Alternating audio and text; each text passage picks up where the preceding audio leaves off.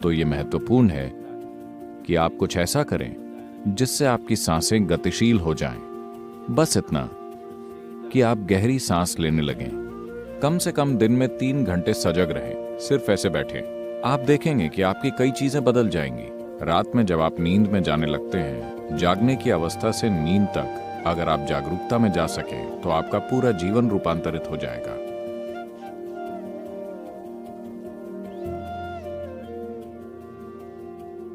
आज लोग सोचते हैं योग का मतलब है सिर के बल खड़े होना या अपने शरीर से कुछ करना। नहीं, योग में होने के लिए अपने शरीर से कुछ भी करना जरूरी नहीं है। अगर आपका शरीर बुरी हालत में है तो हम उसे ठीक करने के लिए काम करेंगे, वरना शरीर के साथ कुछ भी करना जरूरी नहीं है। योग इस बारे में नहीं है। योग का अर्थ है मेल।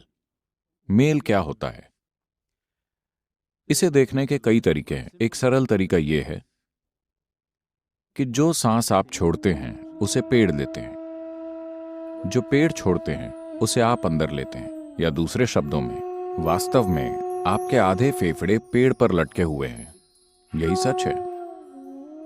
मान लीजिए यहां बैठकर सांसें लेते हुए आप साफ अनुभव करते हैं कि आप और पेड़ लगातार लेन देन कर रहे हैं। अगर इस संपर्क का आपको अनुभव हो, उसके बाद क्या मुझे आपको सिखाना पड़ेगा कि इस पेड़ को नुकसान मत पहुंचाइए, इसे मत काटिए, इसका ध्यान रखिए? क्या आपके लिए जरूरी होगा? जरूरी नहीं होगा, क्योंकि आपने अनुभव के स्तर पर एक निश्चित एकता पाली है। योग का अर्थ है आप अपनी भौतिक सीमाओं से परे अपने जीवन का अनुभव कर रहे हैं, क्योंकि आपकी भौतिकता एक संग्रह है ना? ये ऐसी चीज है जिसे आपने समय के साथ इकट्ठा किया है। कोई चीज इकट्ठा करके आपको लगता है आप वहीं हैं और आप खुद को वहीं सीमित कर लेते हैं। दुनिया में अज्ञान का आधार यही है। अनुभव के स्तर पर इससे परे जाने के लिए कई साधन हैं। इन साधनों को योग अभ्यास कहते हैं। इसके पीछे के विज्ञान को योग कहते हैं।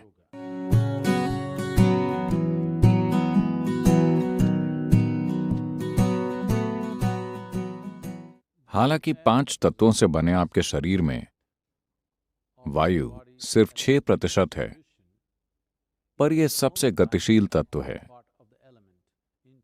क्योंकि हर एक मिनट में आपके शरीर में इसका लेन देन होता है। तो आप कैसी हवा में सांस लेते हैं, ये निश्चित रूप से महत्वपूर्ण है और ये सब जानते हैं, मगर आप कैसे और कितनी चेतना में सांस लेते हैं, ये भी उतना ही महत्वपूर्ण है। खासकर अगर आप किसी बड़े शहर में रहते हैं, तो जिस किस्म की हवा में आप सांस लेते हैं वो शायद आपके हाथ में ना हो। तो अच्छा होगा कि कम से कम कुछ मिनट पार्क में, झील या नदी के किनारे या जो भी आपके लिए उपलब्ध हो वहां टहलें। खासकर अगर आपके बच्चे हैं तो ये जरूरी है कि आप कम से कम महीने में एक बार उन्हें शहर से बाहर ले जाएं। शहर से इतना दूर जहां प्रकृति थोड़ी शुद्ध स्थिति में हो, जहां वो किसी छोटी पहाड़ी पर चढ़ सकें या किसी जंगल में टहल सकें, नदी में तैर सकें, जहां वो प्रकृति के संपर्क में रह सकें और कुछ ऐसा करें कि सांस गतिशील स्थिति में हो। ये सिर्फ एरोबिक कसरत के लिए नहीं है, क्योंकि शरीर में बाहर की हवा का लगातार आदान प्रदान हो रहा है, तो शरीर की बुद्धिमानी इसका ख्याल रखती है। जब वो महसूस करती है कि हवा शुद्ध और जीवंत है, तो शरीर अलग तरीके से सांस लेता है। आप ये देख सकते हैं, और सिस्टम के अंदर लेन देन और शुद्धिकरण होगा, क्योंकि सांसों में हवा का लेन देन सिर्फ 1 से 2% होता है। बाकी सांस कई अन्य रूपों में घटित होती है।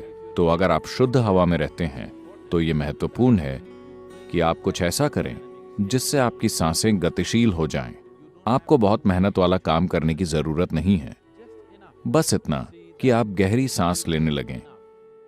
कुछ समय तक सामान्य से थोड़ी गहरी सांस चलने लगे, और खासकर बढ़ते बच्चों के लिए यह बहुत महत्वपूर्ण हो जाता है, क्योंकि इससे शरीर की अखंडता और मजबूती बढ़ती है।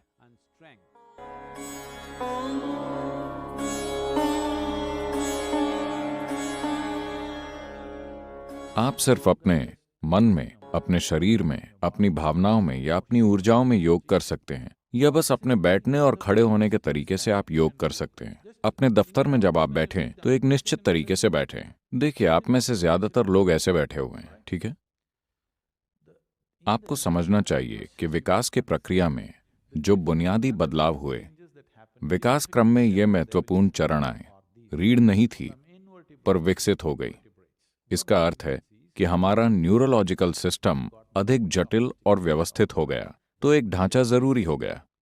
विकास की प्रक्रिया में एक और अहम प्रगति ये हुई कि रीढ़ क्षैतिज से सीधी खड़ी हो गई। बड़ा बदलाव। रीढ़ के सीधा होने के बाद ही मस्तिष्क का ये फूल विकसित हुआ। तब तक ये छोटा सा था। तो आपकी बुद्धिमानी के मुख्य कारण है वो न्यूरोलॉजिकल विकास जो आपकी रीढ़ के अंदर हुआ और रीढ़ की सीधी प्रकृति। आप सिर्फ इतना योग करें, जहां भी आप बैठें, चेतनता में अपनी रीढ़ सीधी रखकर बैठें। अगर आपके कंधे दुखते हैं क्योंकि वो मजबूत नहीं है, तो उन्हें सहारा दें। बस जब भी संभव हो इस तरह बैठें। कम से कम दिन में 3 घंटे सजग रहें, सिर्फ ऐसे बैठें। आप देखेंगे कि आपकी कई चीजें बदल जाएंगी। सिर्फ मुद्रा नहीं, जिस तरह आप सोचते, महसूस करते और जीवन को अनुभव करते हैं, वो धीरे धीरे बदलने लगेगा, सिर्फ इसलिए क्योंकि आप ऐसे बैठे हैं, न कि ऐसे। लेकिन आज आपके सारे फर्नीचर का डिजाइन अमेरिका से आता है, जिस पर बैठकर आप कुशन में घुस जाते हैं। देखिए, एक मांसपेशियों और अस्थिपंजर का आराम होता है और एक भीतरी अंगों का आराम होता है। उदाहरण के लिए, आप ऐसे बैठे हैं, अभी अभी आप खाकर आए और आपको ऐसे बैठने का मन हुआ। आपको समझना चाहिए कि सभी महत्वपूर्ण अंग इस हिस्से में हैं। वो एक जगह जुड़े हुए नहीं हैं, वो सभी नेट में झूल रहे हैं। अगर आप ऐसे करेंगे तो वो सभी इस तरह एक के ऊपर एक गिरेंगे, उनमें से कोई भी ठीक से काम नहीं करेगा। आप बस इस तरह बैठें, वो अलग अलग झूलते हुए अपना काम करते रहते हैं। ऐसे बैठने से काम बिगड़ेगा। तो खासकर भोजन के बाद आप इस तरह लेटते हैं तो सब कुछ भीतरी अंगों पर बहुत भार पड़ेगा और वो ठीक से काम नहीं करेंगे। तो योग हमेशा अंगों के आराम पर ध्यान देता है, क्योंकि आपकी बुनियादी सेहत, आप कितना लंबा जीते हैं और आपका सिस्टम कैसे काम करता है, ये इन अंगों के स्त्रावों और काम पर निर्भर है। इसीलिए अपनी रीढ़ को सीधा रखिए, अपने दफ्तर में ऐसे बैठिए। आप देखेंगे कि 2-3 सप्ताह में आपके जीवन में काफी बदलाव आ जाएगा। इतना योग तो आप कर सकते हैं।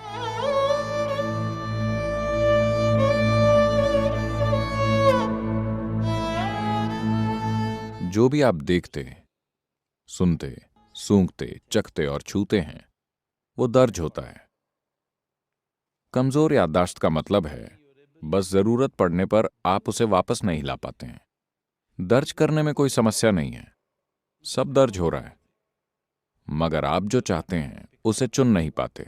अगर आप ये चुनना चाहते हैं तो कुछ और आ जाता है। तो ये सिर्फ स्पष्टता का सवाल है, न कि याददाश्त का।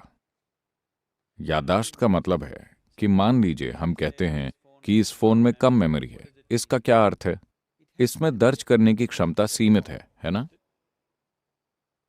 अगर मैं 2 दबाऊं और 5 आ जाए, तो इसका क्या अर्थ है? खराब मेमोरी या खराब कीबोर्ड? खराब कीबोर्ड। तो ये खराब कीबोर्ड का प्रश्न है, यह खराब मेमोरी का प्रश्न नहीं है। यह बहुत महत्वपूर्ण है कि आप 2 को 2 कहें, 5 नहीं। यह खराब कीबोर्ड का प्रश्न है। मेमोरी को ठीक करने की कोशिश मत कीजिए, मेमोरी बढ़िया है। आप जो भी देखते हैं वो दर्ज होता है। आप सही नंबर टाइप नहीं कर पाते। समस्या बस यही है ना? So we have to work on clarity. What is it that gives us clarity of mind? तो हमें स्पष्टता पर काम करना है। मन की स्पष्टता किससे मिलती है? पहली चीज है कि अगर हमारी स्पष्टता अपने आप अच्छी नहीं है, तो सरल चीज है चीजों को एक तरह की सटीकता के साथ करना।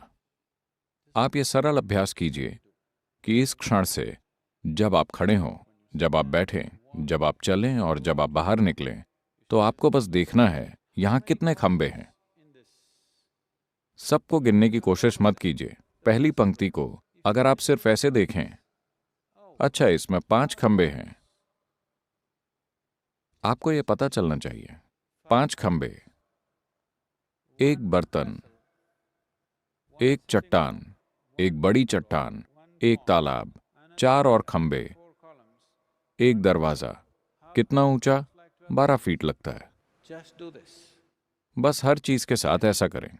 यहां से वहां तक कितनी सीढ़ियां हैं? 1, 2 इस तरह न गिने। 3 सीढ़ियां चढ़ने के बाद 3 हो गईं, और 3 और 3 और 3। कुछ दिन बाद 11 या 4 या 5 गिने। बस इसी तरह बिना सोचे धीरे धीरे आपको पता चल जाएगा। लगता है मैंने 12 सीढ़ियां चढ़ ली हैं। आप देखेंगे कि स्पष्टता स्वाभाविक रूप से आ जाएगी।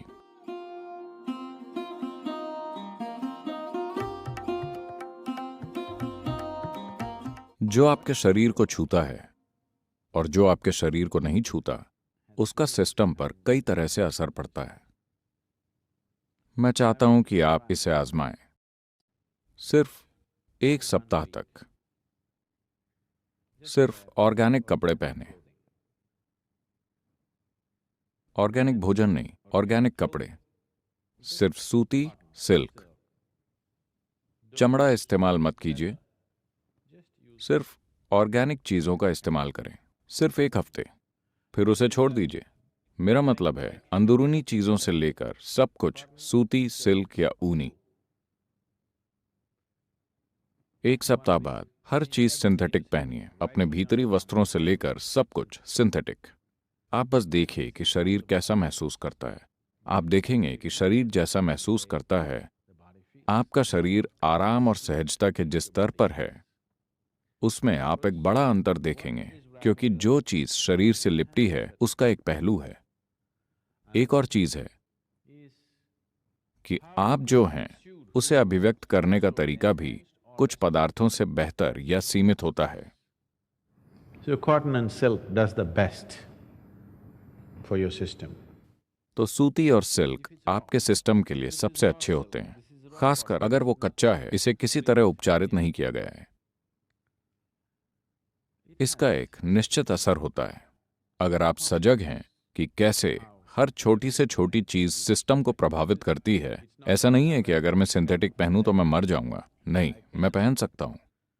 वो महसूस होता है, न कि दिखता है। वो मुझे गरिमाहीन महसूस होता है, क्योंकि उसका एक तरह का असर होता है। मैं ध्यान भी कर सकता हूं, मैं वही व्यक्ति रहूंगा। अगर मैं ऊपर से नीचे तक सिंथेटिक पहनूं, मैं तब भी वही रहूंगा, मगर थोड़ी मेहनत करनी होगी, थोड़ी कोशिश करनी होगी। अब ये काफी सहजता से होता है। आपको करके देखना चाहिए। You should try.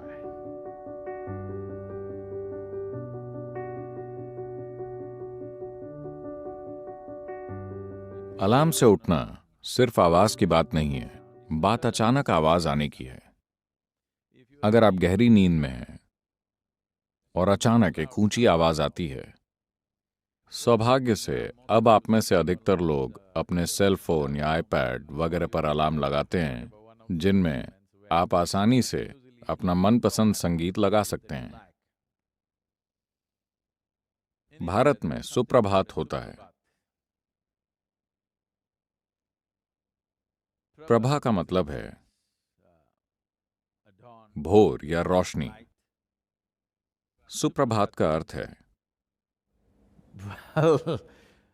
शायद अंग्रेजी में हम इसे गुड मॉर्निंग बोल सकते हैं। आपको गुड मॉर्निंग कहा जाता है, शब्दों में नहीं, बल्कि ध्वनियों की एक व्यवस्था द्वारा। आज सुबह जागने का मतलब है कई तरह से पुनर्जन्म। नींद में आपके लिए दुनिया नहीं होती, और अब आप फिर से वापस आते हैं। जब आप वापस आते हैं तो आप कैसे बाहर आते हैं? Will determine many things about the nature of your day. यह आपके दिन के बारे में कई चीजें तय करेगा। आज आपका जीवन किस दिशा में जाएगा, ये इससे तय होगा कि आप किस तरह से बाहर आते हैं। तो मुझे यकीन है कि पिछली पीढ़ियों में ज्यादातर भारतीयों ने इस पर गौर किया होगा। जब वो सुबह उठते थे, उनकी दादियां, माएं हमेशा शिव या शंभो या हर हरि ऐसा कुछ बोलते हुए उठती थीं। मगर इस स्पंदन में सोने का एक तरीका है। तो आप किस तरह की ध्वनियों में जगते हैं, वो कई रूपों में आपके दिन की प्रकृति और आपके जीवन का भविष्य तय करेगा। वो समय जब आप आधे जगे हुए और आधे सोए होते हैं, अगर आप उसके प्रति जागरूक हो सकें। मैंने जागने की अवस्था से नींद के उस बिंदु के बारे में कई बार कहा है। रात में जब आप नींद में जाने लगते हैं, जागने की अवस्था से नींद तक अगर आप जागरूकता में जा सकें तो आपका पूरा जीवन रूपांतरित हो जाएगा। तो लोगों द्वारा सोते समय एक मंत्र जपने की परंपरा है ताकि वो उस बिंदु तक आ सकें, मगर शुरू में आप देखेंगे कि आपको मंत्र जपते हुए नींद आ गई, मगर आपको याद नहीं आता कि आप कब सो गए। इस स्थिति तक आने में थोड़ी जागरूकता लगती है, मगर जागना अधिक आसान प्रक्रिया है। इसका महत्व सोने जैसा नहीं है, मगर जागना अधिक आसान चीज है, क्योंकि जागने की प्रक्रिया एक तरह से चरणों में होती है। वास्तव में शांति में जागना सबसे बेहतरीन चीज है। लेकिन अगर आपको संदेह है कि आप सही समय पर जाग पाएंगे या नहीं, तो कम से कम जागने के लिए सही ध्वनियों का इस्तेमाल करें। न कि ऐसा रिंगटोन जो आपको नींद से झकझोर कर उठा दे। वो धीरे धीरे आपको नींद से बाहर ले आए। ये कई रूपों में दिन और जीवन के लिए भी संदर्भ तय कर देगा।